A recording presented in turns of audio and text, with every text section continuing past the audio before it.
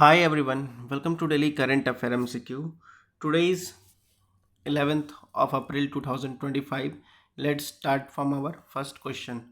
Look, before we start our first question, अगर आपको इसका पीडीएफ चाहिए तो वीडियो के डिस्क्रिप्शन में जाओ, वहाँ पर टेलीग्राम का लिंक होगा, वहाँ पर इसका पीडीएफ मिल जाएगा. ओके, नाउ और first question is consider the following statement regarding Jyotiba Phule.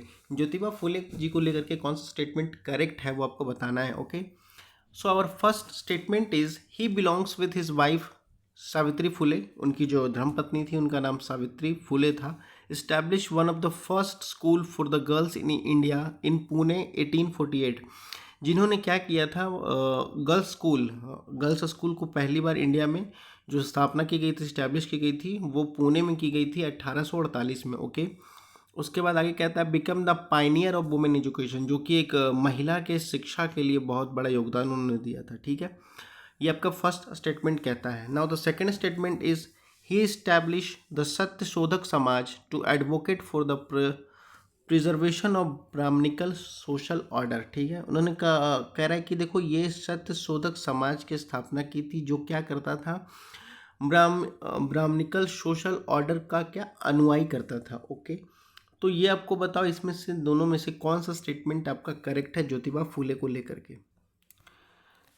So the correct statement is statement first is correct, statement first is incorrect. Okay, statement second हमारा करेक्ट है. ठीक है, सत्य शोधक समाज की स्थापना की गई थी 1827 में. एक सेकेंड कंफर्म एक बार.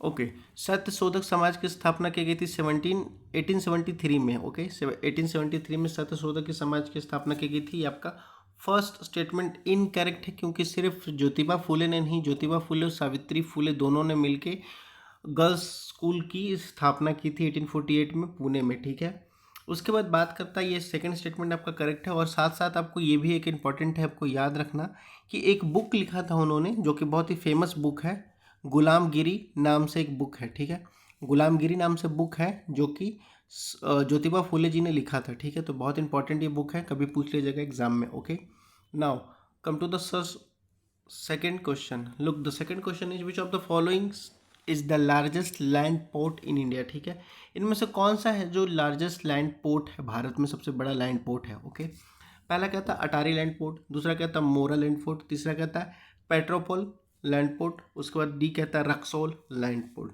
तो बताओ इसमें से कौन सा आपका करेक्ट है. So the correct statement is Petrapole land port जो है वो आपका भारत का सबसे बड़ा लैंड पोर्ट है हमारे भारत में. ओके, तो आपका करेक्ट ऑप्शन सी हो जाएगा. Okay, that's all. अब देखो देख लेते हैं थोड़ा सा पेट्रोपोल. तो देखो ये जो है हमारा कोलकाता में है पेट्रोपोल लैंड पोर्ट. ठीक है, ये जो आपका कह सकते हो कि आपका कोलकाता में सबसे बड़ा जो कि लैंड पोर्ट है. ओके, तो that's all for the today session. अगर कोई क्वेश्चन या कोई क्वेरी हो तो आप लोग कमेंट सेक्शन में पूछ सकते हो. बाकी पढ़ते लिखते रहो. जय हिंद.